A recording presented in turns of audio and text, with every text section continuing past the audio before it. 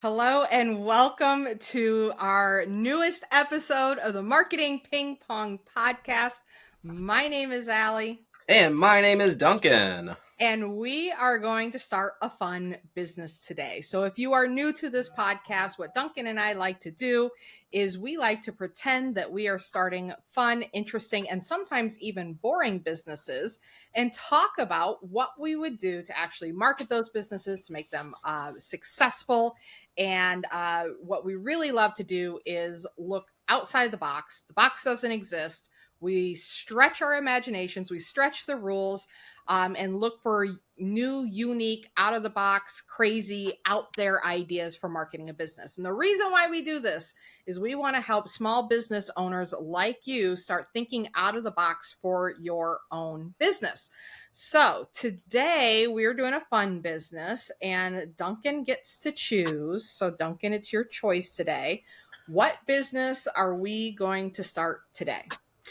Yeah, so I'm super excited as I am on every episode to talk to you because you're awesome and we're awesome together. Like we're just the Yes, we are. greatest. So very excited. And this is a business that it kind of like snuck up on me. Like I think about now that we've done a few of these, I'm in the frame of mind where I'm thinking about businesses all the time. Even though I was doing that before, it was never with like this kind of intent. Like we need a new business idea almost every week or a few times a month, right, when we're recording. So I'm constantly thinking of new interesting business ideas, and for whatever reason this one did not occur to me, although it's something that's a part of my life. It's like literally basically where I met my wife, and it's just been a part of my life for a long time. So today we are going to start a music shop.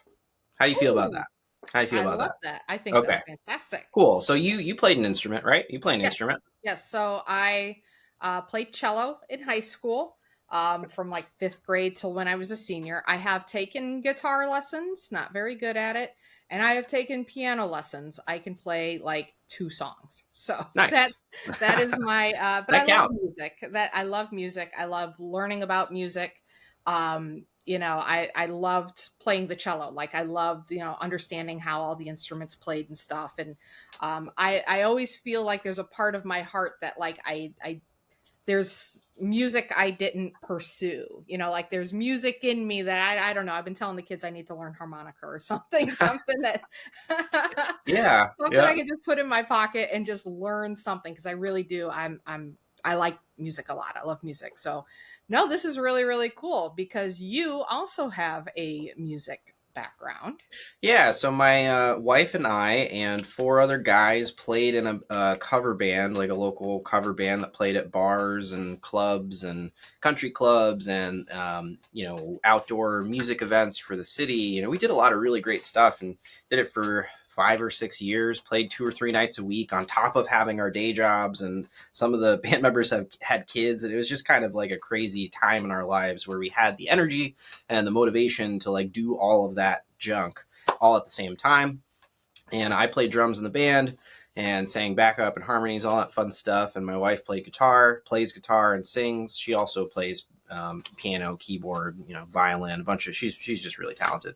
And it was a really great time. Like the music scene in general is often a really tight knit community, but I've seen that very similar to the community itself here in Southwest Florida. It's all spread out, right? Like we've talked about this before. You can't just like walk outside of your house and walk to the corner store. Like that doesn't really exist here because everything is so spread out. And the same thing can be said of the music community here. So that's what made it really interesting. When I actually met my wife, we met at a place called Nita's Sweet Bean Cafe, and it was like kind of a cafe, but the real draw of this place was the open mic, was like the music community that it brought together. And I think maybe met my wife. Hope she doesn't watch this because I don't remember. I was probably like, Stumbling a little too much at this point. yeah, 14, I think. We've known each other for a long, long time. Been together for 12 years, something like that, something crazy. But Anyway, we met at Nita Sweet Bean, which was kind of a cafe, but the business side of it they didn't really have the business and marketing side. What Nita was amazing at was, who was the owner, was building and fostering that community, which I just love, right? It's like, how do you, that in and of itself is marketing, right? Like there's a marketing ethos within that I want to talk about for sure. And the reason that I'm talking about this so much is because that kind of community is what I want to really build this music shop around, right? It's like the power of having a place that people can come together and do the thing that the store is actually selling, or like participate in the thing that the business is actually promoting and selling, is really powerful. So it's not just going to be any old music shop. I want to take some of that magic that was in that community, that was in that open mic where I met the love of my life, who I eventually married. I want to recreate that magic in our music shop. So what do you think about that idea? No, I love it, because I think this is where we almost always go with these types of, especially like a retail shop sort Yep. of thing, Yep. is that it's got to be more than the product; it's the community. And so what when you were so you 14, you're going in. What were you going in for? Were because you play guitar too, right? Yes. Yep. So was it because you were learning how to play guitar? Were you taking lessons? Why were you there in the first place? Yeah, good question. So my dad actually is a guitar player. He taught me how to play, and he always, when he tells a story, it's like, I taught you a couple chords and then you came back a week later and had like learned how to play guitar. I don't really remember it that way. I remember not really having friends, so all I had to do was like sit at home and play guitar at that point in my life. And like, you can, if you have that, you can like hyper focus. That's what I did. I hyper focused for probably a month and like got pretty okay at guitar so I could sit in and play with other people. And then my dad started taking me out to music events. There are things where it's like a jam session where you'll get like six people with guitars that are just sitting in a circle, and somebody will like pick a song and play it, and then everybody else just kind of joins in and plays, and you don't get like sheet music or like chords or anything. Like, you just kind of have to know how to play along with what other people are playing, and that's the environment that I learned how to play guitar in. That's how I got better at guitar, was going to those things. And Nita's Sweet Bean Cafe was one of those places. I went to like a bluegrass kind of thing, which bluegrass isn't really my kind of music, but it's a really, really great way to learn because it's like fast and it's also formulaic. So a lot of them are kind of the same chords, just in different keys. So you like learn a lot about music. So long way to answer your question. That's why I was there. I was there to learn, play guitar, get up on stage and kind of figure out, the kind of music that I wanted to play. Made friends there, right? Other kids my age would come and we would get together and make like an impromptu band and like learn chords to a song that night and get up on stage and perform it. And like, to me, there's no real, I don't know. There are a lot of ways to learn music. That's one of the best ways to learn how to perform, how to become like a performance or like a gigging musician where you can get paid to go and play with a band. Like, I can go and sit in on drums with any local band here and be comfortable because that's kind of where and how I learned how to play music. Like, I apply all the skills that I learned learning guitar to my drumming, and that's how I learned how to drum. I learned by playing gigs and sitting in with people, not knowing the music and figuring it out.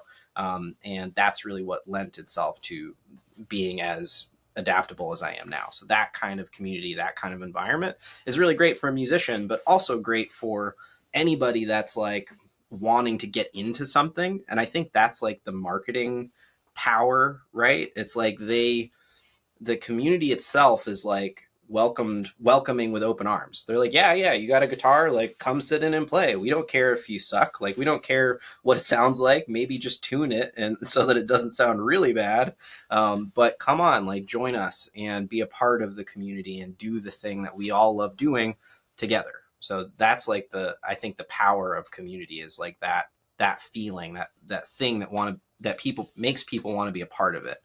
basically. So Yeah, you said a couple of things that I really, really love, and one is what a great opportunity you had as a kid to have that available to you. yep, And like, I don't want to get on the whole like education system and stuff, but like, you can just learn so much more from that than going to music class in yep, school, yep, of just really doing it, and it's one of the things that I talk with my kids a lot about now, is my frustration of the lack of opportunities for my kids to do those sorts of things. Like Willow's like, I would love to learn more woodworking. Like, where do we send her? yeah, Where can we send her that she's 20 now. It was hard to do it when she was younger, and it's hard to do it now. She can't do the young school camp things, you know what I mean? The paid camps. So I love that you had that resource as a young person, that you could go and learn something and have that community. The other thing that you mentioned there, which I think is really important as we're looking to start this music business, this music shop, is that music is very lonely in a vacuum if it's just you. And everybody likes to teach other people how to do the music. But how many times are you going home alone and then just playing the music to yourself? And that's honestly, like, I loved playing the cello, but outside of an orchestra, what am I doing? Like, yep, there's, if I don't have that orchestra, so the second I graduate, and I wasn't good enough to be on the city symphony, right? I just wanted to play music. I just wanted to have the ability to play music, and there was nowhere for me to go with that. I was kind of stuck, and so I just stopped playing because mm. who am I going to play with? Where am I going to play? Yeah. If you don't have Uh, the opportunity to use the skill, it's like, why would you continue? Exactly. Yeah, And so my nephew took guitar lessons when he was younger, and he ended up just sitting on, it was probably technically illegal, but the city didn't bug him about it. Again, small town, no, not, there weren't a bunch of other people doing it.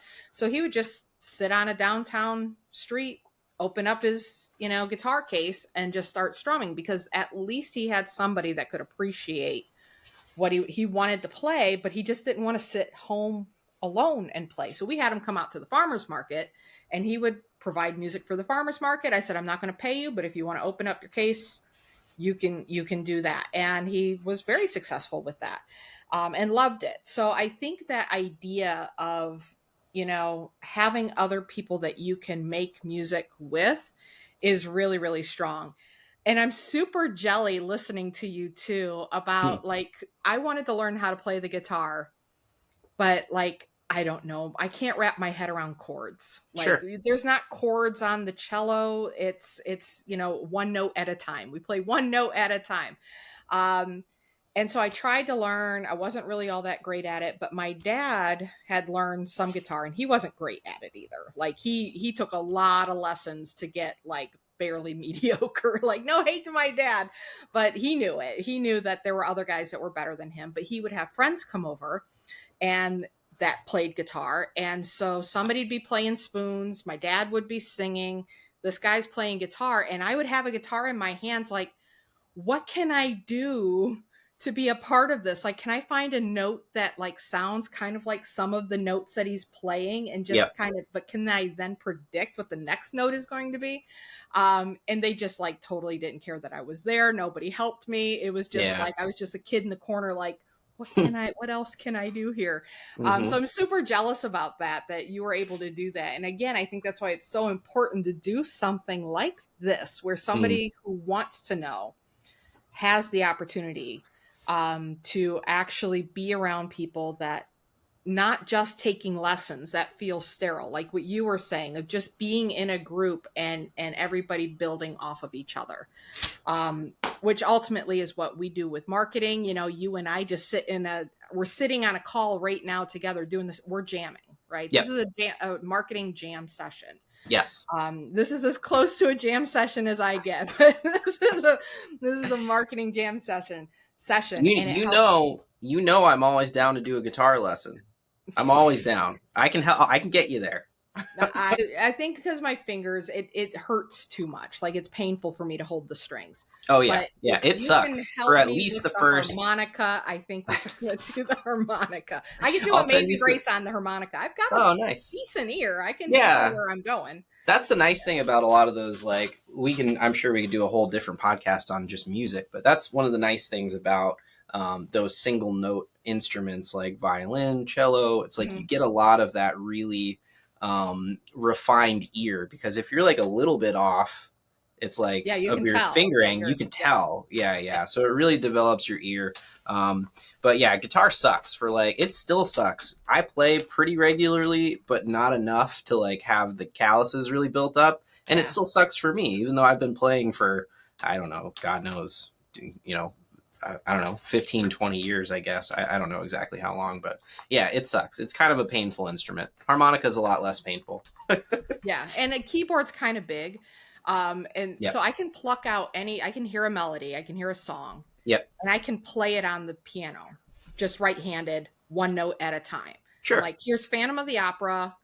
This is how the song goes, and I can find it. But don't ask me to put chords on on the left hand. I don't Yep. know Yep. any of that. Yep. Okay, so this music shop, so this cafe that you went to was what kind of cafe? Was it like a coffee cafe or a Like now that I look back on it, knowing what I know now, it was never a viable business. Like the cafe stuff that they had was like literally just regular coffee, like cinnamon buns, like out of a package. You know what I mean? It was no like Mhm. homemade, no nothing. The cafe wasn't the focus.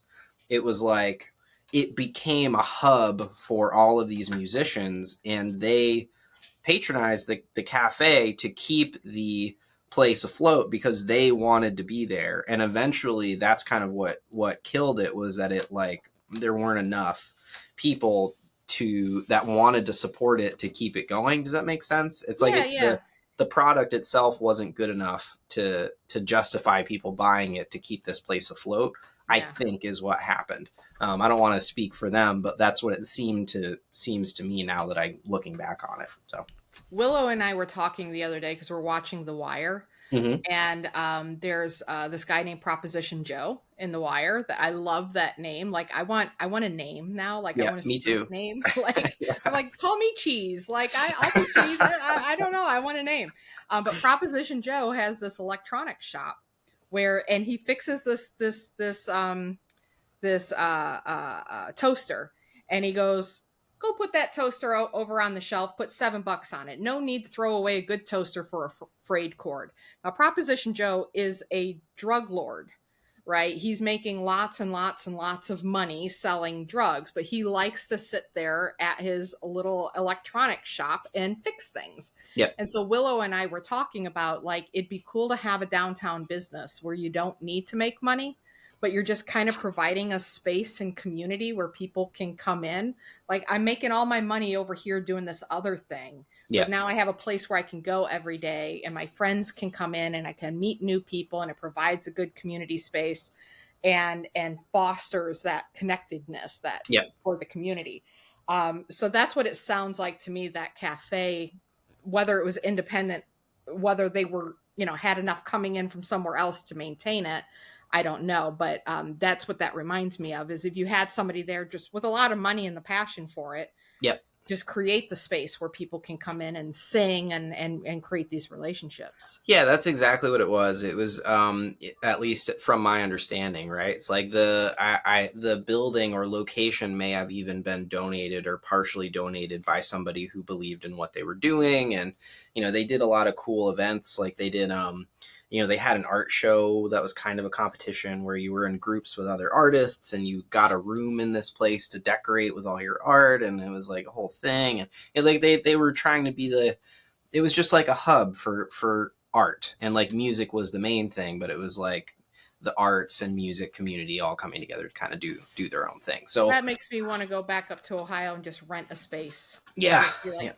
go, like me, I don't know, hand it off to the kids and let them start like some sort of community something out of it. I Yeah, love it. yeah. I love that. The But open we mic want a is like, viable one, right? We yeah, want it, our music store needs to make money. yes, yeah, which is why I think that music store first is kind of the key, and I think that there is still a place for the family owned and operated music stores, especially if you have something to offer beyond retail and lessons, because that's what most of them do. So there's Mhm. like the a couple local places that I'm thinking of that are like retail. They don't have a huge selection. Mainly, they make most of their money on lessons, and they teach everything like vocals, clarinet, trumpet. Like they teach it. They have instructors that teach every instrument, and that's probably their main revenue source as a business is like these lessons.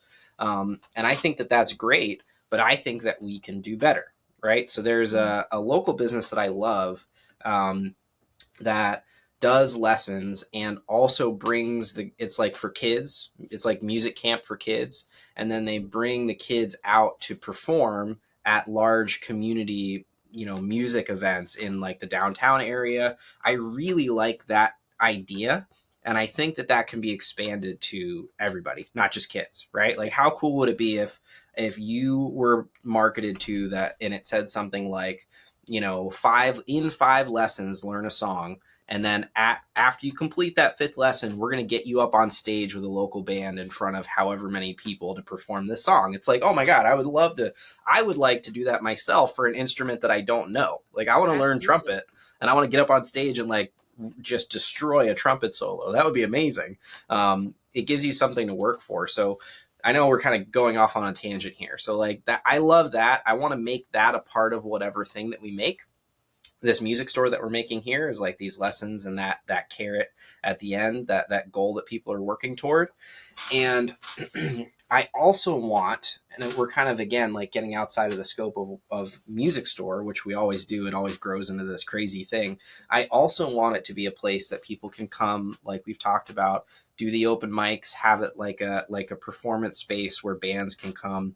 And the other beautiful thing about that is like you can become a place that bands have an opportunity to play that wouldn't otherwise, that then get discovered and picked up by big producers and go on to become things, right? Like that is a thing that happens in Nashville. That's a thing that happens in places in California. There are bars, clubs, venues that are known for putting acts on the stage that then go on to get picked up by large producers and make albums and things and become famous. So I think that that's where my brain is headed. It's like music shop, but we're not really just a music shop. It's like it's like a hub for the music community here that fosters it and raises it up, because It's like like an there's yeah. incubator for musicians. Yes, correct. Yep. Yep. And in that too, it's like you got to have your like basic recording studio, right? It's like if they Mhm. want to record their first few songs, that's in there too. And it's like, I don't know. I have thought about this a lot more than I think I actually thought I did. Like this is something that I've dreamt about for myself that would be cool to go play at. So yeah, that's kind of where that's like the 30,000 foot view of this business. We got the recording studio, the retail store, lessons, and performance kind of like open mic area. All right. So you have any initial thoughts for me? No, I'm first of all, like the smile and the glint in your eye right now. Like you're so excited about this. I love it. Yeah. Like I can totally tell a difference in like your just whole approach to this of like, and then we could do this and we could do that. And so that makes me really excited. Good. So I think so we have a music shop in Sandusky Hmm. called Musicians Alley. And it's right next to an alleyway. And that's where I took guitar lessons. That's where my dad took guitar lessons. That's where my brother took guitar lessons. It's where my nephew took. Everybody goes there. There was really no other option, right? And so they do really good with having a good selection of instruments there. Obviously, playing the cello. I couldn't necessarily buy a cello there, but I could get my strings, I could get my resin and all of that. If I Yeah. needed a new bow, they could order me in a bow, that sort of thing. And my nephew would go down there, and my dad, honestly, go down there and just drool over, like, my dad loved Gibson guitars. Like, Sure. Gibson was the guitar, and there was no other guitar but a Gibson. And so then my nephew, I mean, he called me the other day. He's not in Sandusky anymore. He's like, "Oh, I just bought a new bass guitar."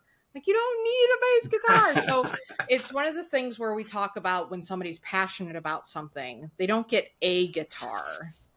They usually end up with like 6 guitars and then a bass guitar. My dad, for a little while, had a steel guitar, which I really enjoyed that. I played with that quite a bit. And so, you know, they start collecting other things. So I think having a really awesome collection of product where we bring in some high-end stuff that everybody is trying to achieve. Like, I really, really want that XYZ, whatever. I mean, other than Gibson's, I don't know. Yeah.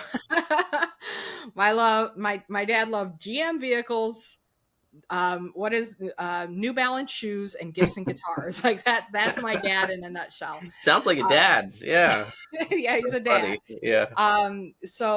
So yeah, having those guitars that have that wow factor, and even if you have some that are like displayed and not for sale, but it's like signed by somebody. Yeah, and they have names. You got to name the guitars, right? Give them like some folklore behind the guitar. This was owned by this person who died under mysterious circumstances, and every once in a while, as we're closing up the shop, we can hear it. Like, nobody touched it, but we can hear the strings kind of, yeah. You're giving me goosebumps. You're scaring me. But then, like, signed pictures and things like that. I think of that like along the top of the building or the top of the space. You can have like the old black and white pictures of, you know, different musicians with their guitars, and they've signed it and that sort of stuff. So I love that. And then, so I like the idea of having a lot of product, but every time we go in there in the Musician's Alley, somebody picks up an instrument and they start playing.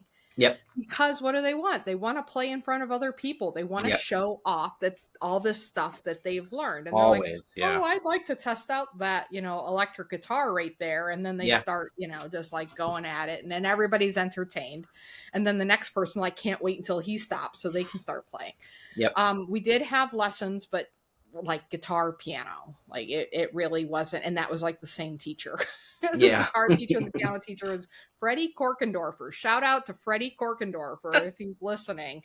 Taught That's so funny. Much half of the city how to play either guitar or piano. He was the guy. I don't know if it's like a music teacher thing, but like I had in elementary school, his son also went to the school. His name was Freddie Wackenhut. Like, that was his name, and his son's name was Freddie Wackenhut Jr. Like, what, that poor kid. But he was our music teacher. Maybe that's like a music teacher thing. They gotta be Freddie Korkendorfer's not that far, and I think he had a kid too. I don't know if his kid's name was Freddie.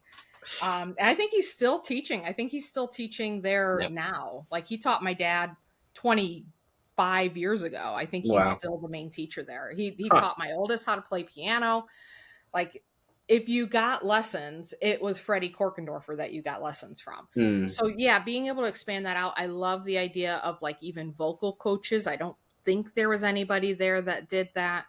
I love the idea of having a recording studio. I don't think there was anything like that in the area. Yeah. And it doesn't have to be crazy, right? So like there are actually a lot of recording studios in our area that are what I would consider, I don't mean to be rude or talk small about them, but it's like an entry level recording studio. It's like you're gonna maybe record your first few songs there, or like your demo there, and then use that to send it out to other people. And then our community has grown so much that we even have like really high end audio engineering studios here where you can get professionally recorded, mixed, mastered music here that has been sent to, you know, has become very famous. So like, I think that there's the opportunity to get into it at different levels. Like, we don't have to be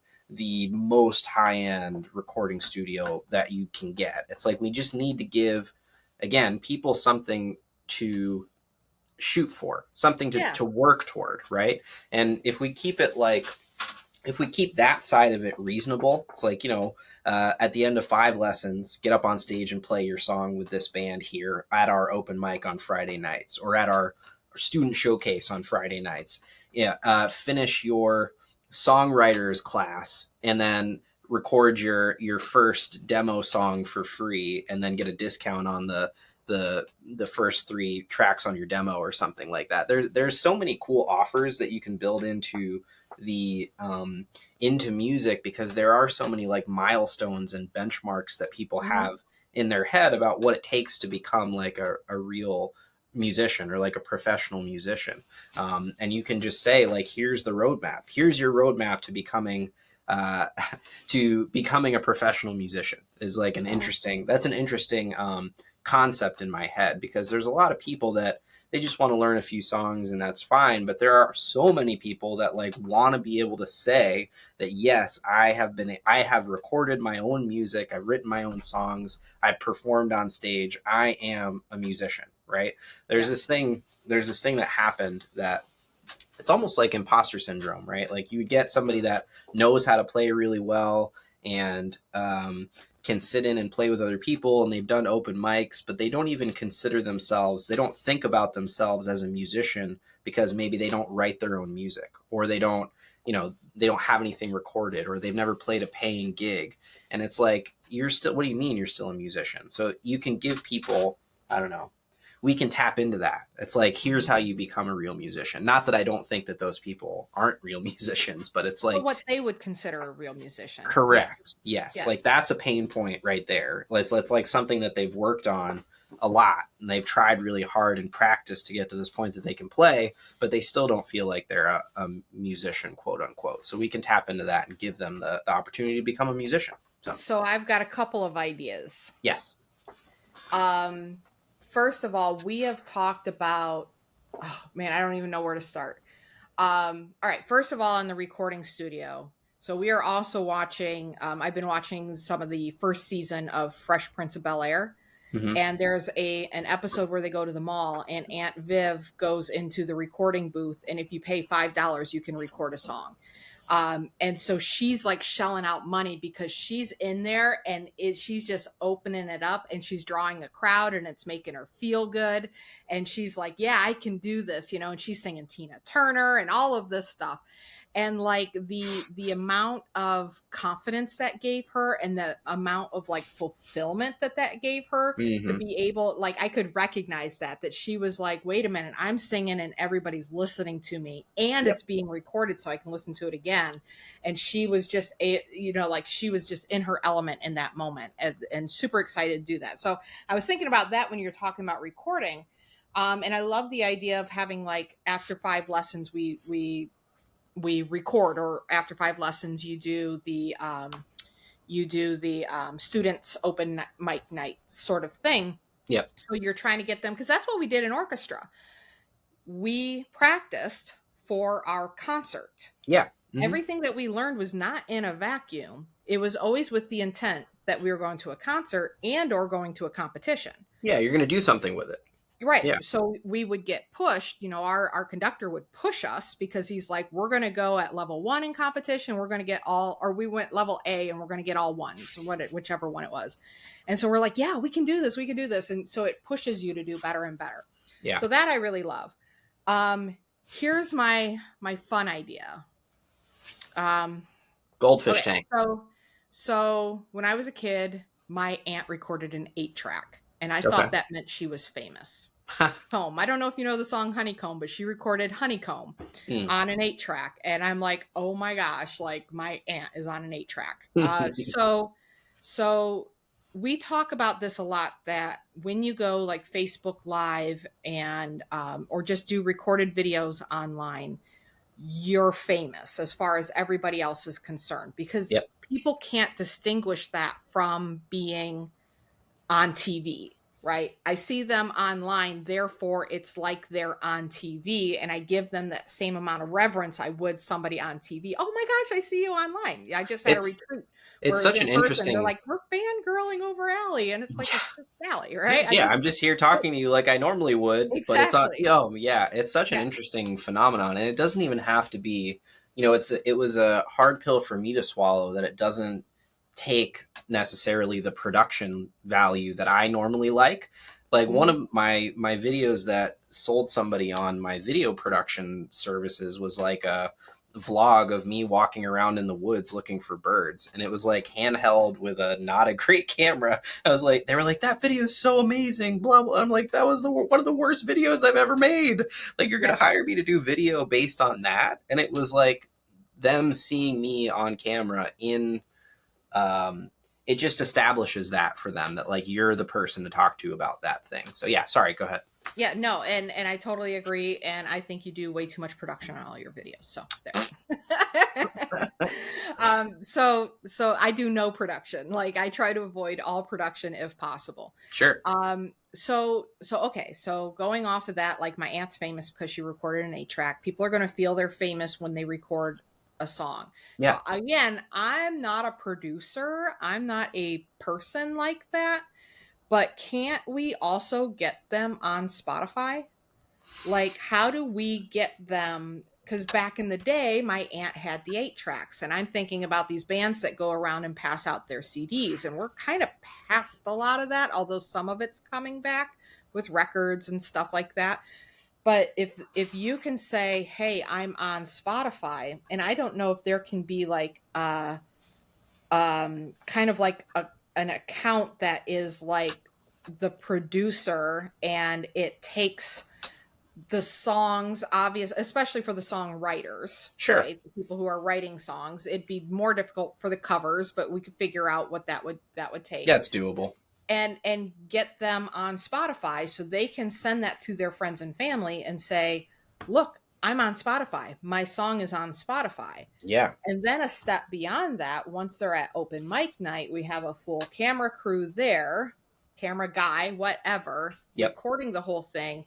And then I'm almost thinking of like the NPR Tiny Desk sort of thing, Oh yeah. where they're Yeah. just little mini concerts that are being published on YouTube that people can discover new artists, try new things. And obviously they're not part of what makes Tiny Desk work is it's a big name, Tiny Desk, right? Yeah. Yeah. But if we can capture some of that magic of recording people and creating, so like, again, I always go back to Sandusky because that's where I'm from.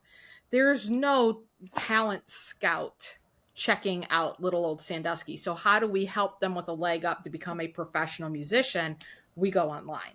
Yeah. So we take what they're doing, and then we become that hub to where all of a sudden in Nashville, they're like, hey, send somebody up to that, that venue in Sandusky, because they're always showcasing new and upcoming talent and that sort of Yes. thing. Yeah, be impossible to ignore, right? Like that's Yeah. something we keep coming back to, and I think that just by the beauty of music is that like just by doing it and actually putting it out there, you're doing a lot more than what most people do, right? So it's like it doesn't take too much to be impossible to ignore, especially with something that is this. It's like literal showmanship. It's like Yeah. get on stage and put on a show. Like that's what this is. So all you got to do is capture it and distribute it, and it will kind of make its own gravy, to use a really weird saying. But I do I know what love it that. means. Yeah, I love that. I love the idea of doing the NPR Tiny Desk. I like the idea a lot of getting them on Spotify because that has that same kind of weight to it. And I've seen, so I don't know if you've heard of, now I'm going to get into trouble with these references again. Postmodern jukebox. Have you ever heard of that? Mm-mm. All right, you're going to love it. I'm going to send it to you. Basically, what they do is they do jazz covers of popular songs. There's a lot of different groups that do that. They're one of the most popular ones. And basically, they do this kind of a thing. They record it. They all dress in like, we don't have to go this far, but they all dress in like, flapper dresses and tuxedos and stuff. And they like record it in a really beautiful place and they distribute it. They're like the distribution arm for this group, and they just go around and get a bunch of different musicians and they all play under the name Postmodern Jukebox. And there's a guy that does all the arrangements, right? He's the piano player. He arranges all the music and gives it to the people. And I think that you could do something like that with this, where it's like, this is the whatever our music shop is called group. And like, we are just a group that aggregates the talent and distributes it and helps these people get their names out there online, get the distribution that they wouldn't normally get because we have this platform. And that in and of itself will bring people to the venue, bring people to the store.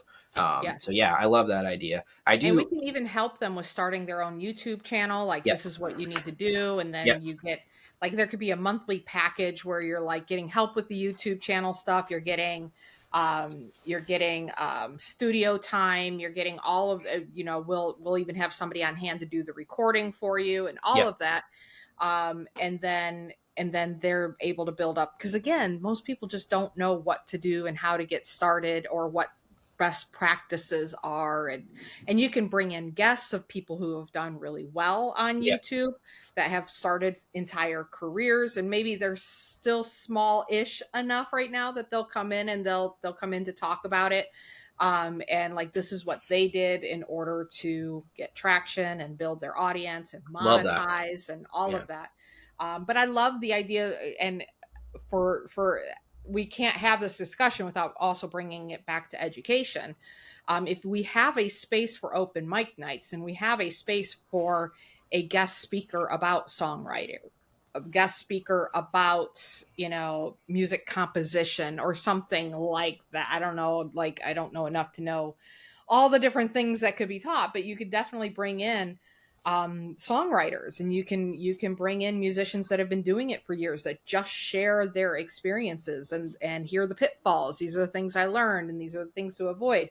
And then that can be recorded and that gets put on a YouTube channel. Yep. And so now you become an online resource for all of these musicians around the world that are looking for this. And then they start a pilgrimage to Sandusky, Ohio, because we're in Sandusky in my fantasy. That works. Yeah.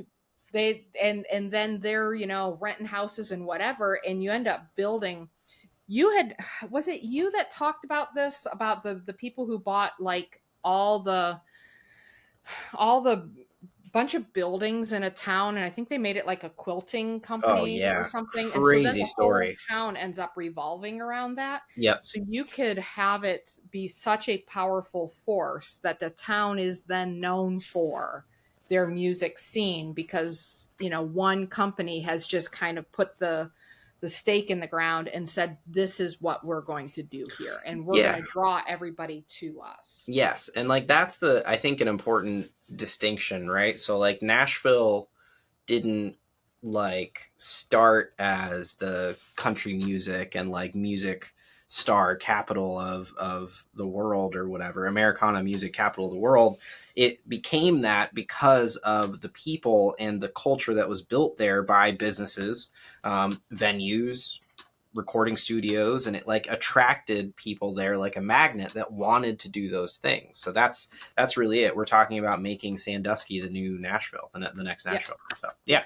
Mm-hmm. Yeah, I totally love that. And there was something else I was going to add to that as you were talking, and I was trying to pay attention to what you were saying and not go off with my thought, and I lost it. I really do. Just, you can think. Yeah, go ahead. There are buildings in Sandusky, so a lot of the buildings are old. We do have a theater that got destroyed by a storm. It was very, very sad, but they're building it back up. But what a lot of people in Sandusky don't know is these old buildings on the second floor have theaters on the second floor. Wow. It's crazy. I saw one. I'm like, there's a whole theater on the second floor of this building empty. Nobody uses them because what are they using them for? And so like if you had one of these buildings, you could have the downstairs is the shop and the all that cool stuff, and then you have the open mic nights and the lectures and practice space or during the day or whatever, practice space for different bands during the day. And all you have to do is go upstairs and there's a full ass theater up there That's that crazy. is not being used. I know one building just got demolished that had like a third story theater. But I know the other one, and what they're doing is they're putting up cinder blocks and creating cubicles in the middle of this so they could put offices up there. Jeez. Oh, it hurt my heart. I'm like, what could we do with a theater? Yeah. We could have a whole theater right there. That's incredible. Yeah, you should definitely buy one of those buildings and we'll start this thing up there. Yeah. Exactly. I agree. I like too the swing away from, we talk about like, culture and markets will swing one direction and get really hyper technical, and then people will kind of push back and go the other way. That's why vinyl's coming back in style, and analog and like lo-fi music and like all this stuff is like a turn away from the super technical back to the traditional. And I think you could do something really cool by similar to what we talked about in the TTRPG episode, where it's like you have these smaller goals, you have your games, you have your, finish 5 lessons, get up on stage or record a song, like great. And then you have this is our universe of musicians, and we have a, battle of the bands style thing for everybody that's a part of it. And then the winners get their song, whatever song they want to record, pressed into a vinyl that we do like a limited release, like 100 of them. And then one of them we frame and put up on the wall. Like, oh God, that would be awesome. So like I'm talking about this. I'm like, I want this to exist so bad. It's like, I'm about to jump ship on everything. Like find some investors. I know I've said that before, but this one I'm like, oh God, we could do it, Allie. We could do it. We could do it. We could do it. I don't know if I'm the right person to put in that space. I don't know if I'm the musician enough, but you're the marketing genius. Yes, I can figure out the marketing, I'm sure. No, I'll be there with my harmonica, man. Perfect. Do Amazing Grace with my harmonica. Yeah, Amazing Grace. That's the only song I know, but we can do it. Encore, Allie. No, I love this because I love the idea of the competitions too. Mm-hmm. Because again, I talked about that with the orchestra. When our teacher told us we're going to a competition, and he said, I'm registering us for the level higher than where we should be. He said, we are I can't remember. We are a B, but we're going to register as an A. Like that's what we're going to do. And you guys are going to rise to the occasion.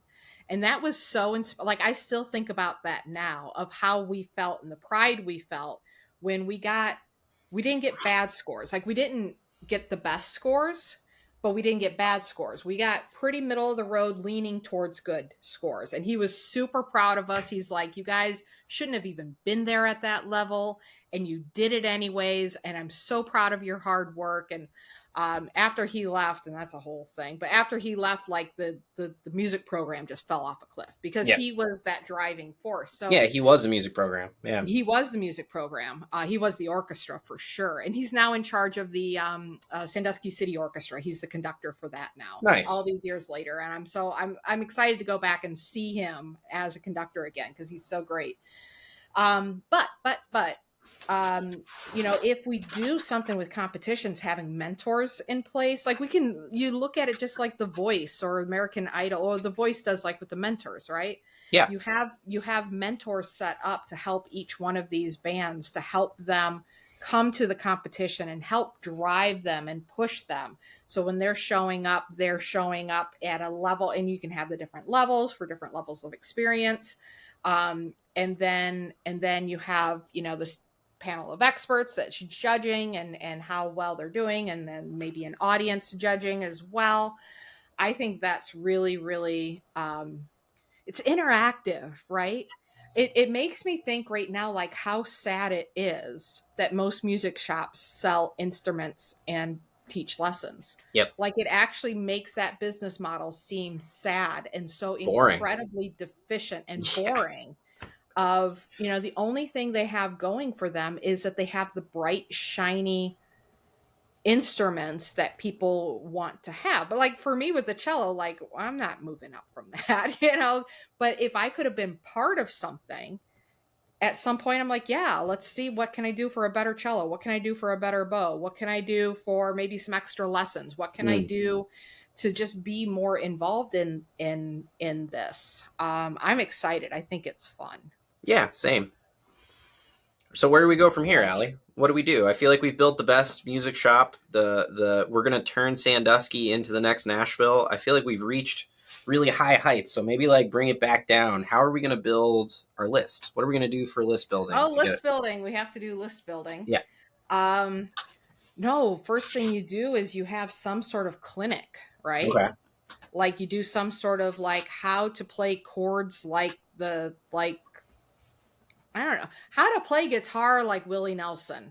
Like I'm gonna the angel flying too close to the ground. Like, how do you do that? Because that I don't even understand. Sure. So just having a clinic where really only the more serious musicians care. It's not like how to play your first 3 chords. Yep. So I think that if you become the hub where the serious people are, then everybody else, the masses will follow. So I have a question about that. I've made this mistake as a marketer. It's like I've made this mistake as I've become more proficient at marketing. So, and I'll give a specific example. I teach photography classes at a local art center, and they asked me to do like an introductory class for people because there are so many people asking. They're like, I don't even know I have this camera. I don't know how to use it. Like, I don't know what to do with it. I don't even know how to turn it on. So like introductory class, teach them how to use their camera, teach them how to take decent photos.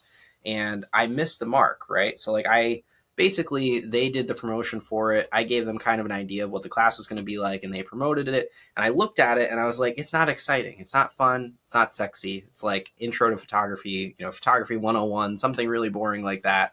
And it's a very easy thing it seems to like lean into just what it is and like the features and benefits and not make it more fun, right? Like it could be like learn your first 3 chords, but that's not what people are going to get off the couch for. It has to be something. They want to learn their first song. Yes, correct. So it's like the chords is like the features, but the actual outcome is what you're selling. What's the sell the not the hole in the bucket thing? Did you tell me that? There's don't sell the steak, sell the sizzle. Exactly. Yeah, there's a bucket analogy. Drill, that's like there's one with the drill. You don't sell a drill. You sell a hole, right? Yeah. You sell what that thing is supposed to be doing for you. Correct. So no, you're absolutely right. And we kind of talked about this before, where you were talking about before we started recording, about how you wanted to do these in-person photography like hangouts, but it wasn't a specific, this is what we're going to be doing. Yeah. So, saying learn how to play guitar like Willie Nelson, and you don't have to have Willie Nelson there. Somebody else knows how to do that, right? Like you can find people who have a very similar skill set, or can at least, walk you through, this is how he's doing it. Yep. That's a very specific thing that I'm going to go in and learn. Learning my first song is a very specific thing that I'm going to go in and learn. And I think that's part of the reason why I hated chords. Because at least when I took piano lessons, I learned a song. Yeah. When I was learning chords, I was just learning and trying to memorize chords. And I found that exceedingly boring. Yeah. I could not practice them. I didn't care. And I didn't know any context of why I needed to learn what I was learning. And so that made it really difficult. That's hard, right? So like I've given a few guitar lessons, and it's always, for me, today we're going to learn what a guitar is, like what all the parts are and how we're going to talk about it, so that I can talk to you and you're going to understand. And then by the end of today, you're going to know 2 chords and you're going to be able to play a song, because 2 chords, you can play like hundreds of songs. That's what people miss. It's like they want to teach the theory and, memorize all these chords, and then we'll be able to figure out what kind of songs you want to play. But it's like, no. By the end of the day today, we're going to play Twinkle Twinkle Little Star, or That's the first thing we learned on the cello. Yeah, yeah. We didn't even have bows. Yeah, you just pluck it. Ding, ding, ding. Yeah, yeah, I yeah. still play it. Look, ding, ding, ding, ding, ding, ding, ding. That's good technique. Oh, Yeah. I messed up. I went to 2 instead of 1. That was You gotta amateur tune that move. thing. Yeah, so that's it, right? It's like people want to learn, they want the outcome. Like that's the marketing takeaway from that is like, don't sell the chords, sell the song, sell the thing, that the feeling of them being able to play that song for their friends and family, and they're gonna be like, oh wow, you actually know how to play guitar now. That's the thing that we're selling. Because and that's where I keep saying nobody wants to know this stuff in a vacuum. Yep. And somebody who's sitting there practicing and practicing and practicing by themselves ultimately want to play in front of other people. Yeah. Like we want to show off. We want to show them, like I want to go to the concert and show my family, like, look at me, I'm playing the cello, even though they can't hear me. Like it's they don't know what I sound like. Yeah, yeah. They're always like, you did so good. I'm like, you wouldn't know otherwise. Yeah, yeah. If I did badly, you wouldn't even know. It blends in. Yeah. but that's what music is, right? It's for other people. Yes, it's for us too, but it's for other people. So when you're able to play a song and then you can go and say, hey, look, Mom, look what I can do. I can play this song, and you're kind of singing along with it as you go. And your mom's like, oh my gosh, that's amazing. You played a song. If you go, Mom, hey, look, I learned these 3 chords. Here's C chord, and I don't know, A chord, and I don't know, like whatever another chord is. Yep. That was good. You got two of the letters. Yeah, that's good. And so Mom's like, okay, there's no context there. And Correct. So that's like with your photography example, there's no context. What I would do for a photography class is like how to take macro pictures. Yep. How to take pictures of birds in flight. Yep. Very specific to that. That would work really well here because there's birds everywhere. It's like bird capital of the United States, and it's like how to take killer bird photos, how to take killer photos of birds in without flight, killing the bird. How to shoot birds. The tagline: how to take killer bird photos without killing the bird. Oh, that's good. I'm writing that down. I'm writing it. I love that. But no, so that's the thing. You find what they are struggling to accomplish because they want to, okay, they moved down here from Indiana and Illinois and Michigan and Massachusetts, and they come here to the bird capital of the world. They have their fancy equipment. They want to go out there and they want to show, first of all, brag to their family up north, hey, I'm in Florida. Yep. And then they want to like show these amazing spoonbills and even just the ibises. I'm here taking pictures of the ibises in the front yard a couple days ago. I'm like, oh my gosh, here's ibises. Every time I see them, I'm like giddy. I love them. But I don't have really great pictures of them. So when I post it to Facebook, everybody's like, oh, there's some white blobs of birds in your front yard. And like, they're not appreciating it the way I appreciate it. Yeah. So you find the thing that they're struggling with and say, I'm going to solve that problem for you. That specifically is the problem. The problem you have when you don't know how to play guitar is you can't play music. You can't play a song. That's the problem. I can't play a song. And I want to play a song. There are songs I love, right? There's song styles that I love. There's old country music songs that I want to be able to sing, or there's newer songs that I just absolutely love. Like Sage really wanted to play Adele, right? Like, so they have an Adele music book, no teacher, no context, nothing. They've learned a little bit, but they need a community to learn how to do that. It needs to not be the child sitting in their room trying to figure it out on their own. Yep. But that's their reason. Like, I love Adele. I want to be able to play Adele songs. How do I do that? And so they don't really want to learn how to play piano. They want to play Adele. Yep. And love the that. Piano is just a means to that end. Yep. So if you want to play the guitar like Willie Nelson, if you want to play the guitar like Prince, if you want to play the guitar, if you want to learn how to I think of like Bo Burnham and the country music song that he put together, and he's like, are you mother effers ready for a dumb mother effers ready for a key change? And your key changes up. And so I'm like, that could be a class of like how to write a country music song where you have that key change in the middle Yep. and how that ramps that up. And like, so teaching very specific things where somebody's like, I want to know how to do that. Yep. Like that's the thing. And then you build an email list off of that. You do those for free. Just bring in somebody and you could have it paid. You could do it for free. I don't know. If all we're doing is doing an email list, just bring them into some kind of some sort of clinic, some sort of, I don't like lecture, but like something that clinic teaches is them how to do something. Yeah, clinic's good. That's like a commonly used one for music too. It's like a guitar clinic, and like easy to stand out by making it something better than a guitar clinic, right? Right. So I like that. I want to go back to my my ghost living inside of a guitar thing for a minute, because I feel like there is something there that I want to tap into a little bit. So what if we also built a narrative around this guitar and made it like the reason that we had to open our music store was because we had to have somewhere to like contain the evil spirit in this guitar. It doesn't have to be evil, but like this is a home. It's the spirit of music. It holds the spirit of artistry. Music artistry is emanates from this guitar, and it needs a place for that energy to go into. And I feel like the whole characters thing, like it's something that I don't really do enough. I want to do more of in my own business. So that's the kind of the itch that I'm trying to scratch here. I feel like you could do this and then make it like a regularly scheduled programming thing to get new mysterious instruments in that have like, I don't know, gray pasts that nobody really knows, but you hear whispers about where they came from and who they belong to. And like that could be I don't know. It's like I think that is just so fun, and there could be something there where like have you seen Tenacious D, the Jack Black Pick of Destiny thing? I gotta stop bringing up movies on this podcast, Allie.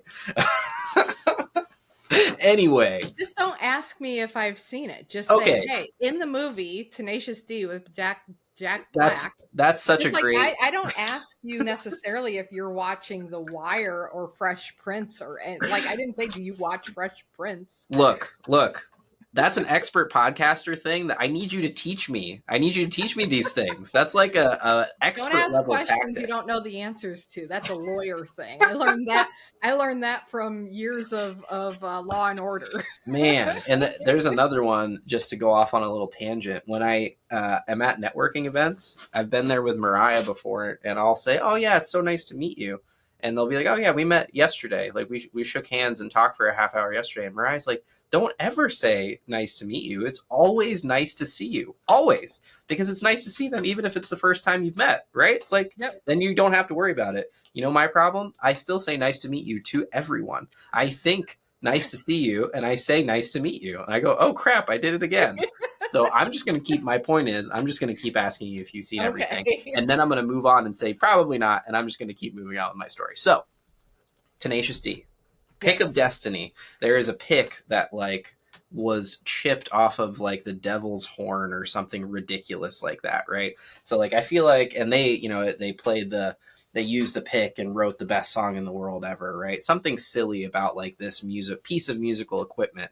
And then every year I feel like the person that wins the battle of the bands, right? Like they get this crazy instrument that has this mysterious past and has these musical powers, right? Like I think that would be so cool. It's like you're tying that narrative into the competition, right? It's like it's no longer just a competition. You're playing for the guitar named Clarice that whatever, supposedly ate someone. I don't know, like something crazy. Like it was the guitar Patsy Cline left behind before she got on the airplane. Yes, exactly. Yeah. That's what I'm talking about. Yep. So okay, cool. Sorry, we can move on now. That's all. Scratch the itch. Well, I was thinking like Kubo and the Two Strings. It's kind of the same thing, right? Like the instrument comes together from all of these pieces of like his mom and all of that needs. Have you seen Kubo and the Two Strings? No, I've never seen it. I pretended like I have.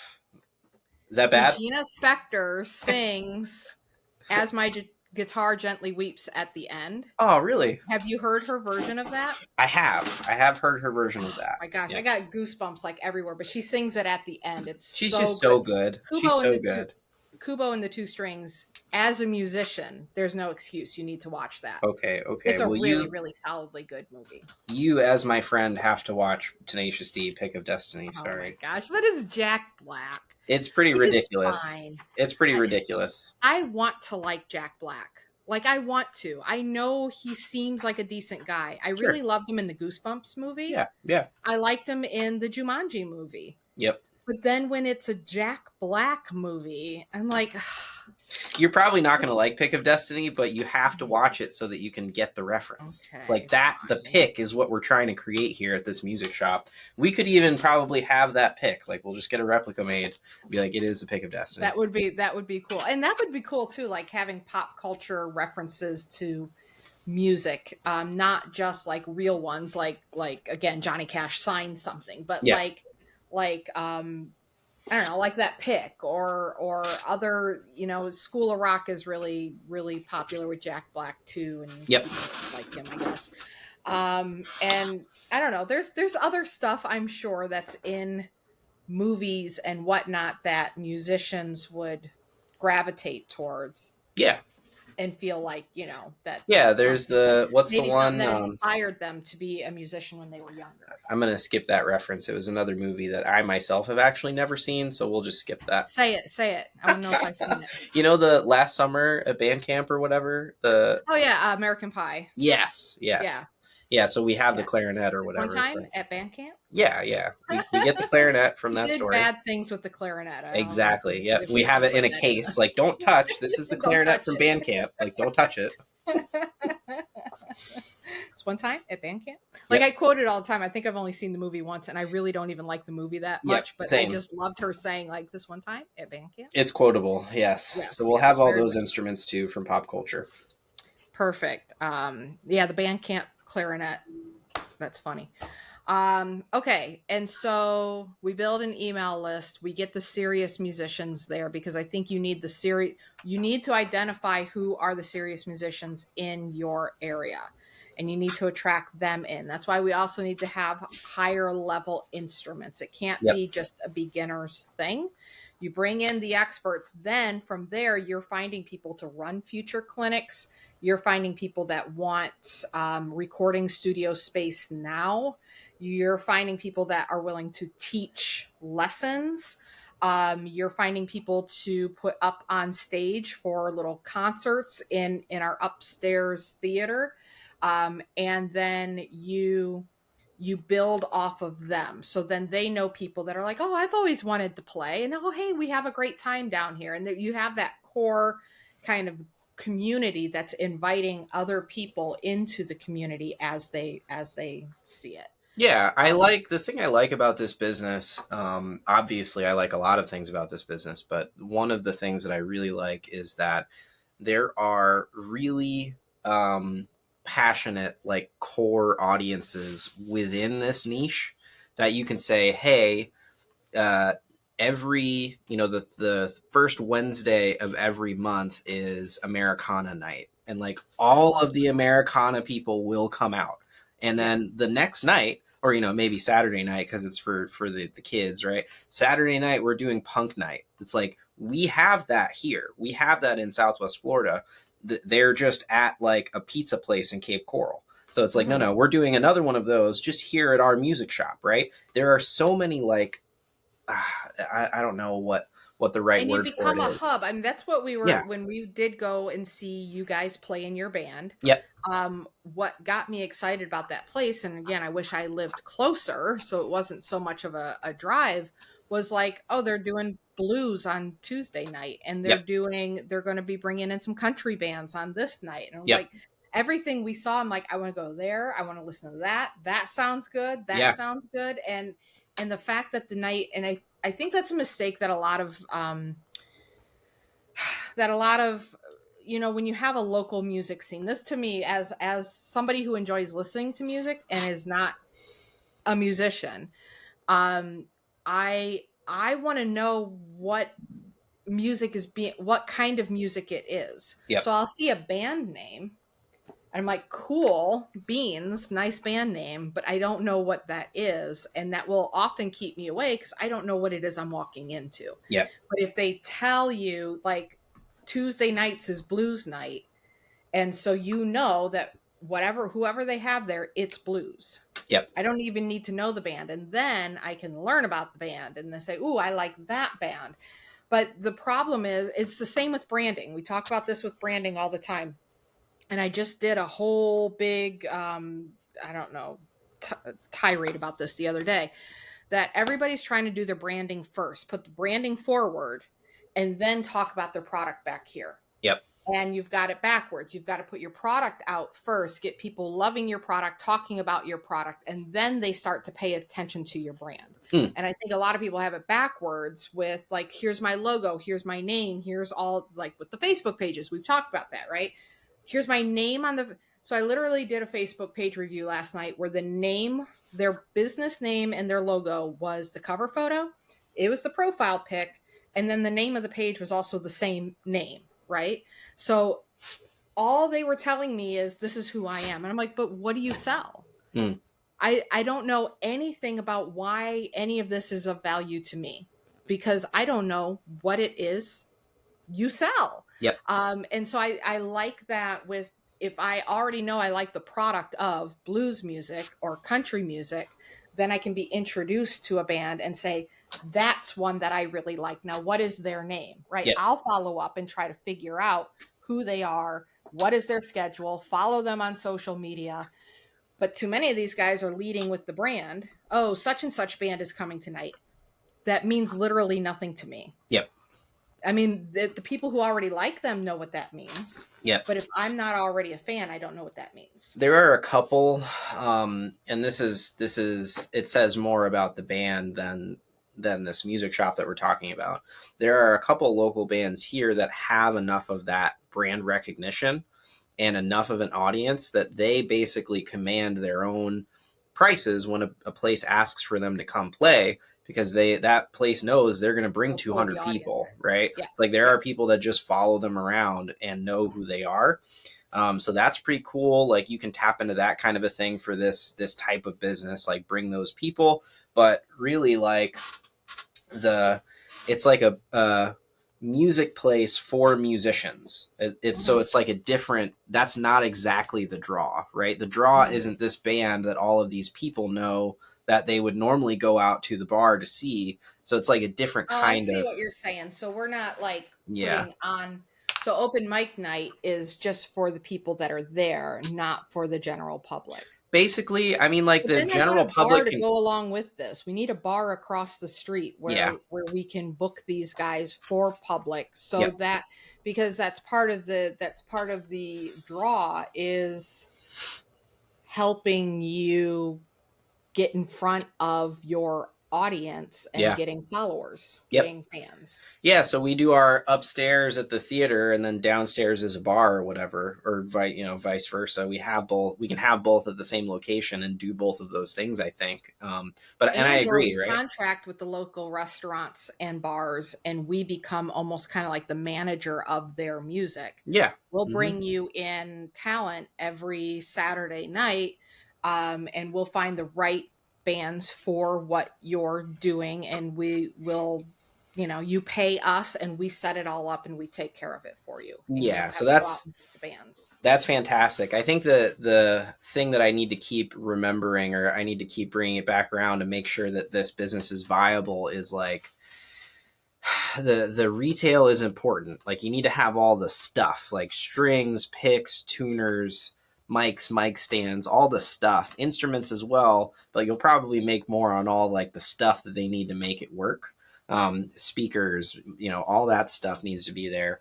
And then obviously there's the recording studio, which is going to bring in some revenue. There's the lessons that's going to bring in the revenue. And then I really like that idea of becoming the manager or the talent agency, basically, for all of these bands. Like, look, we think you're at the point that you're ready to play out at these venues. We have this list of venues that would work for you. Here's how much they charge. Here's how much you get paid. And like, we'll pay you and make sure you get paid on time. Whereas you don't have, if that was one of the things you'd have to worry about as a band, is like trying to book the gig and making sure that you get the check at the end of the night, kind of thing. And you'd have to book your own gigs. Like, they don't have to worry about it. We have the in with the club or the bar, and we say, this is the band that you want. These are going to bring the people, that's a great idea, a great source of revenue. And you can be that, like, we've dealt with those kind of agencies before in the band that I was in. And the feeling that we got was like, who are you to say that we're the right band for this place? Like, we know, like, we could just walk up and go be like, hey, we're the right band. And it always felt like, it felt a little like icky. Like, they didn't, why were they the ones that were saying, who were they to know who the talent was? Right. And I feel like you avoid all that if you have the music shop and like you're the hub. Everybody's like, yeah, obviously they know, because they're, like when you're doing open mic night and these competitions, the people that are in charge of that, the talent agency is there listening in and tapping you and saying, now that doesn't mean you can't go out and book someplace else. Like, you can totally do your own thing, but if you want to get in these certain locations, we are the ones that are putting people in those locations, and we'll get you into that rotation. And if you're also doing it less as like obviously it's still a business, but if you're running this business from the heart, then you're making sure that there's some fair distribution of who gets the opportunities. Like, yes, you have to be ready, but we're not playing favorites here. If this band like blows up and does fantastic, you can go out and book more things in other places. But the places we're booking, we're making sure that it's a rotation, and you don't get to just go again and again and again and block everybody else out. So it's kind of a way to keep the entertainment at those places fresh, and then the restaurant or the bar or whatever knows that what they're getting is quality, and they don't have to worry about, is this band actually crap or not? They have some sense of the quality of it. So I like that a lot. There was something else you said there about the talent agency or the talent agency. I would just say, like, figure out all the things that made it feel icky and figure out how to not do that. But that, again, it's revenue source. You're getting a percentage. Oh, what you're talking about, revenue sources. So you've got, the product. We got product. We have lessons. We have to have a snack bar. People are hanging out. Like, we can do better than cinnamon rolls in a package, but like something, if people are going to hang out, feed them. I'm always a fan of, if you want them to hang out, feed them, because then they stay. Otherwise they disperse because they're all going to go have pizza or something. And that would be cool too, like Friday night pizza night, where the venue itself brings in pizzas and like throws a party for everybody. I think that's so great.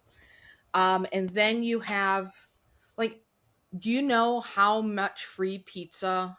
Like, I bet the amount of free pizza you'd have to give to get people to spend more money buying instruments, etc. I bet, like, it's only a couple of slices of pizza. Like, I really do. Like, I think we undervalue so much how a little bit of giving and appreciation, how extremely far that goes. It's that law of reciprocity, right? They gave me a pizza, so I'm going to buy my guitar here. They gave me 2 slices of pizza, so I'm going to buy my guitar here instead of going online, or instead of driving up to Cleveland or wherever it else. Like, it doesn't take a lot. Like, you just have to make them understand, like, from the most basic level, that you actually care about them. And it's like, all it takes is a couple slices of pizza. All it takes for me is, like, I there's a camera store we've talked about this before, in Bradenton, that, like, I'm not allowed to go to by myself anymore because I spend way too much money. But there's a guy there who, he's just another camera nerd. He's like a gear nerd like me.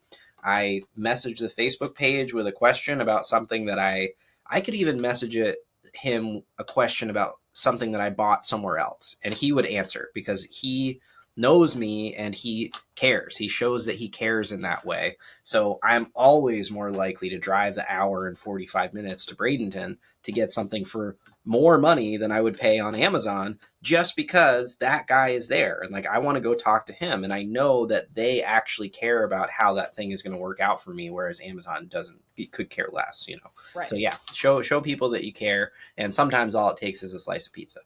Yeah, seriously. It's just that little bit of, I mean, we've talked about this before with like gratitude towards your employees and Yep. just showing your employees that you care. Show the same thing to your customers and show them that you actually care and that you want to put something fun together for them and bring that fun into it. So yes, food, and then I think we talked about the using the studio, and you can have different levels of that, like Yep. different. I don't record music, so I don't know what those levels would be, but you could have different levels.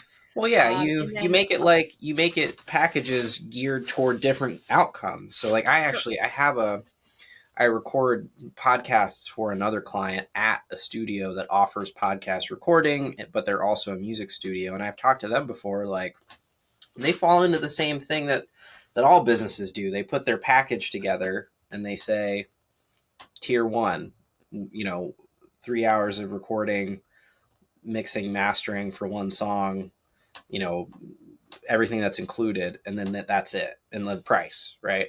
And it's like, no, you want your music career launch package. It's like you want yes, your, you know what I'm saying? It's like yep. you're tailoring it to what that person wants as opposed to the things Record that an are. album. Yeah, Yeah, yeah. exactly. Yep, The yep. album package. Yes, yep, Yeah, no, I love that, and so we can do that with the studio. You can have sponsorships when you have battles of the bands. You can bring in income that way. yep, You could definitely get sponsorships from music instrument companies and amplifiers and all the gadgets and stuff. I am confident that you could get sponsorships on that. But what I love and what we've been talking a lot about lately is continuity, right? So lessons are continuity ish. You could have prepaid packages, but what are things that you could have that are a continuity that even at like $10 a month? I don't know what that is, but like $10 a month, you get to do what? And at $50 a month or $100 a month. And even having packages that like at $1,000 a month, we're helping you with your YouTube channel. You get 2 or 3 recordings in the studio per month. You get put on our Spotify, whatever.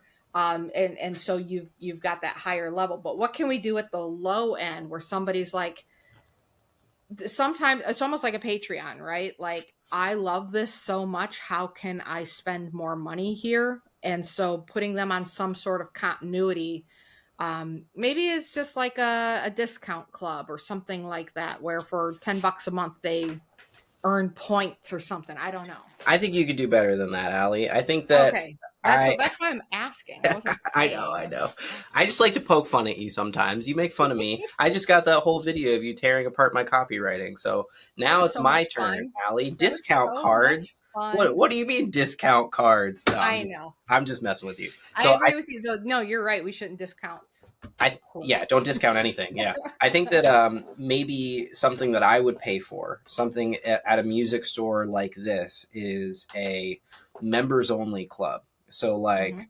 here's what you get. Here's a card. You get access to the green room of the theater upstairs, and you get to hang out back there with the people that are going to go perform on stage. Maybe that's like a little bit too kind of in Yeah, the behind the scenes. that's a higher price level because you'd get Correct. So hundreds of people wanting that yeah, so card. like members only club, maybe it's like every other Saturday or whatever, we get together in the theater and we go on stage and we do a jam session. And it's like nobody else is there. This is where you get to work out your skills with other musicians, not in front of other people. It's like the core, right? Like you're trying Mhm. to give your core users, your super fans, that next level, the first tier. And to me, I would pay to have access to a group of musicians that I considered like a little bit ahead of me that I want to be like. So like if I'm good at music, trying to figure out how to put together a band maybe, and looking for guidance on how to like take that next step and really put together a group, and I want that peer group, I would pay for access to that peer group and some sort of structure where they come together and talk. It's like I networking. think that's higher level yet as well, because Okay. like, again, if you get hundreds of people signing up, how many can you get on that stage? Mm, But I do like the idea of having, again, we were talking about kind of like clinics and that sort of thing. You have one guy on stage, and for the $10 a month, let's say we do these every week. We do these every Friday after, or whatever day is the best. Maybe it's a Thursday night. Every Thursday night, you have an expert, maybe a different expert, that's just talking about different things and answering questions. yeah. And you, as a member, you get to go to these. It's normally $25 per session for the general public, but members at, let's say, $25 a month, $25 a month, and you get to go to all four each month. Yeah. I like And that. so then you're listening and you're learning, and then maybe they bring a guest, and then you're learning from them, and you're getting inspired, and you're learning what the industry is actually like, and then you have, like pastries and pizza in the back. Maybe that's when you're having the pizza, right? That's because they're paying $25 a month. You get enough of them, you can afford to put some pizza at the back of the room. Yep, yep. I And like so that. So they're it's like access to regularly scheduled programming at like discount because they're a member. They don't have to pay any additional. And then you get that the beauty of the membership thing where they're not going to utilize all of it. And there's like economics there that make that worth it and make it work. And I would pay for that. It's like and afterwards, this is the important thing, and I think this is what so many people lose track of. I like structured meetings, but I like even more mingling with the people after. yes. So give me an hour of teaching me something, and then give me 2 hours of everybody gets to hang out and talk, and just social time. Just social time. You get to go sit with these guys who are talking about this, and maybe everybody's not playing an instrument, but you're talking it through. And then that guy Rob, I like him because he does this kind of music. That's the kind of music I like. And this is where you get that networking, where Yep. they start to form their little bands and their little kind of mastermind groups, Yep. and they meet new people, and then they can ascend to a higher level. Well, now if you're at a higher membership level, this is where we're jamming, and you're meeting people in a different way, and you're Yeah. able to And get you together can with the buddies provide. you made down here. Yes, and like there's my dad's in a local one that's more geared towards songwriters that I would probably pull some inspiration from for that like next tier.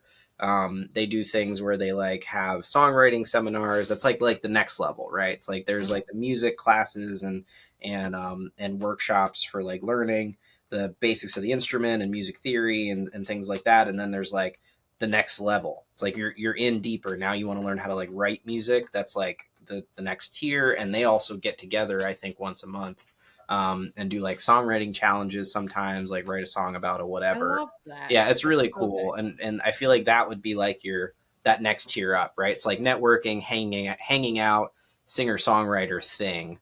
Hmm. For like the people that are And you really can have into it. different packages for different interests, right? So Yeah. that's where you start to specialize out a little bit. Like the songwriters are doing this thing over here, and then there's a rock and roll group, and then there's a blues group. Like you could Yep. do it for genre of music. You could have a string, like shout out to the string instruments, man. Like I need a place to play my cello. Yeah, and like they Um, don't. I feel One like they thing I don't love about have. Avett Brothers, they have a cellist, and I'm like, look, there was hope. There was something I could have done with that cello. I could have been on the Avett Brothers band if I Yes, was and I any feel like good.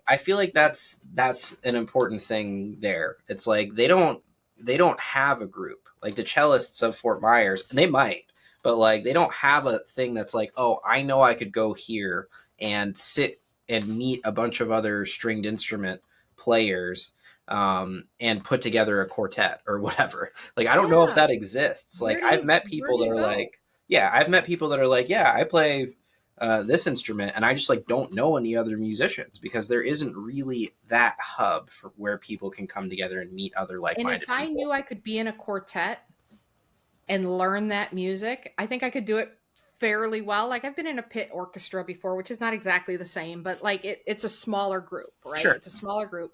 And I thought, like, hey, I would like to be able to perform at like weddings or receptions or something like that. And again, you've got an agency that can kind of get you into those places. Yep. I would maybe pick up the cello again. but without that context. So you can then go into like the string group where you're meeting other people that are playing string instruments, and you're playing in small orchestras or loose, quartets, and trying to play around with that. I also like in that lower tier, just kind of like you said that you wanted to learn the trumpet. It'd just Yep. be so cool to have different instruments presented, Yeah. and not just like, here's how to play the trumpet, but here's where the trumpet shines. This is Yes. when the trumpet is, let's say you're doing music composition. When do you want to bring a trumpet in? What kind of role is it playing in the entire composition of a piece? Yeah. What kind of feelings do you get from hearing, like the feeling from a trumpet and a French horn, just very, very different, right? French horn's kind of spooky and low, and trumpet is high and cheery. And so like being able to expose people to that, because that's one of the things I really loved. Our orchestra was a full orchestra. Was it full orchestra? Whatever it's called. But we had the winds and the brass and the percussion. A lot of high school orchestras just have the strings. We even had a harpist at one point in time. Like, we had Wow. a pretty cool orchestra. But I got to learn about all of these different instruments that I would not have normally been able to learn about, because I was being exposed to them. And I would hear the director talk to the oboe and say, okay, I know this is a little bit difficult for an oboe to do, so let's like create the strategy of how we're going to do it. And I'm like, oh, look, I just learned stuff about the oboe. So having somebody come in and teach just different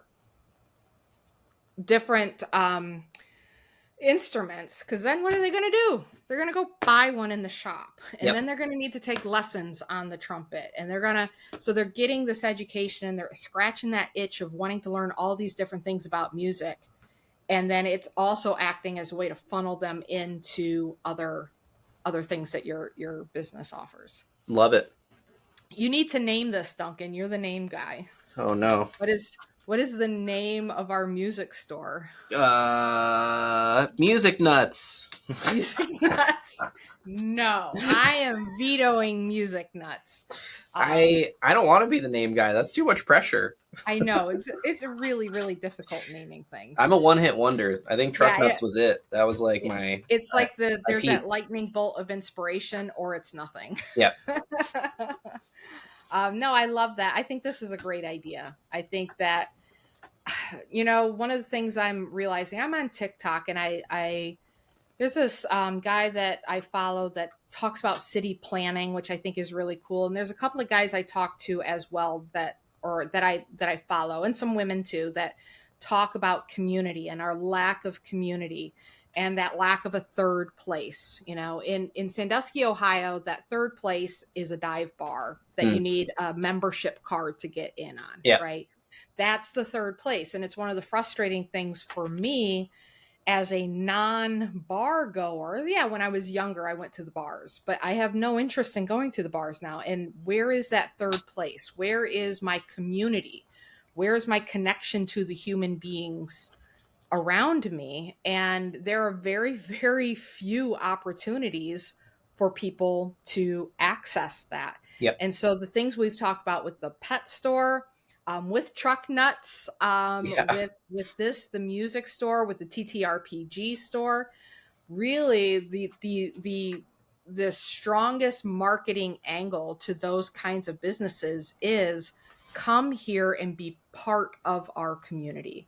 And you're going to have fun, and you're going to learn new things, and you're going to have friends. Like, how do you make friends? Like, we met at a networking event, but like, how do normal people make friends? And I see that all over on TikTok too. Like, how do you make friends outside of work?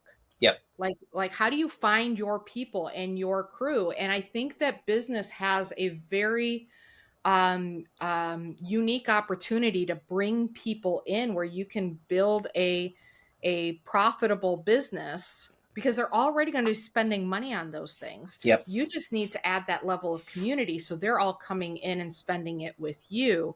And you've got to come in with the heart to not be like, hey, this is all profit, all business, no pizza, and this band is getting the most gigs, so we're going to prefer this band over those and not give them the opportunity.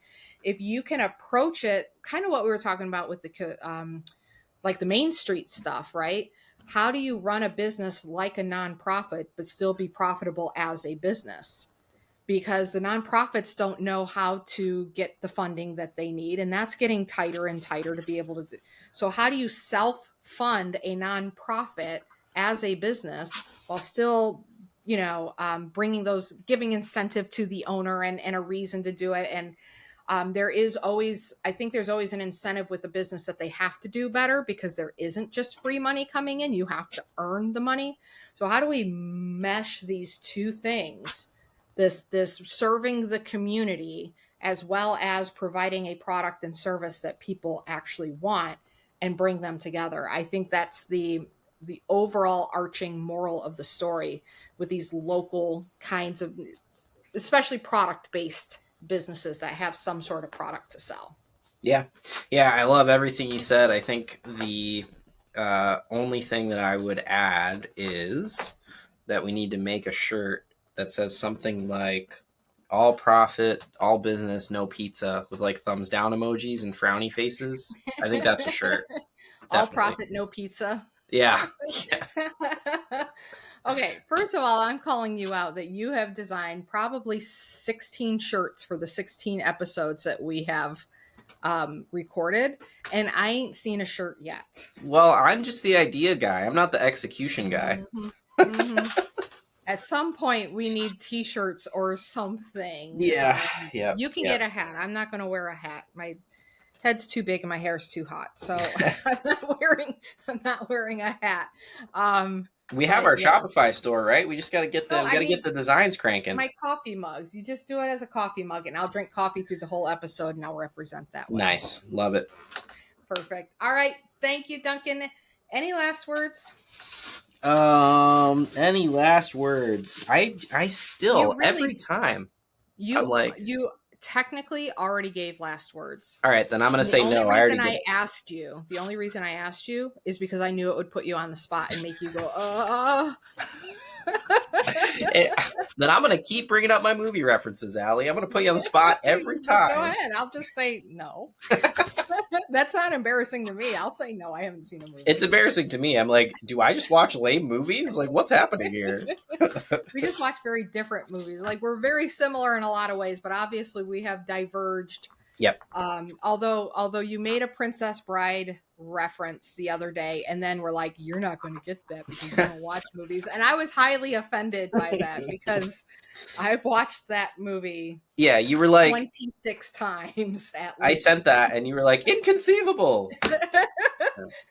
No, you know what? I didn't send you Inconceivable because that was too obvious. Like, everybody knows Inconceivable. Yeah. So I can't remember the one that I sent. I think it was something that Humperdinck said, but I was like, no, you don't claim I don't know Princess Bride. That's not fair.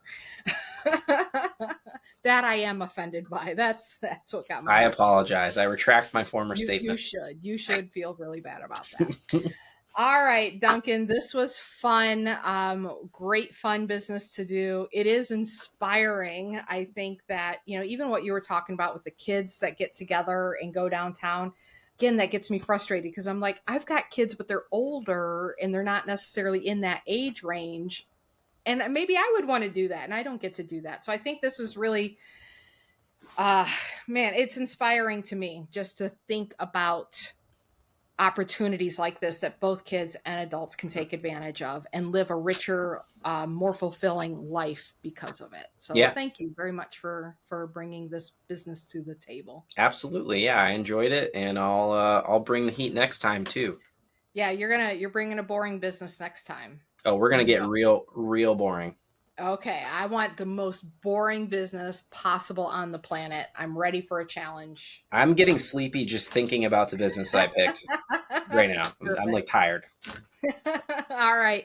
Well, thanks everybody for tuning in. Remember, if you'd like to be able to ask us questions, if you would like to ask us our opinion on your business, on ads you're running, on posts you're making, on emails you're sending, or ideas for your business, check us out in the Marketing Ping Pong Facebook group.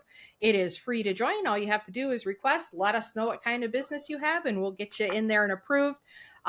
Duncan and I are posting in there semi-daily, almost daily, but it's a great place to ask questions, get feedback. We believe in empowering and supporting small local businesses, and that is the entire goal with this podcast and that group. So go check that out, and we will see you on the next episode. Bye. Bye.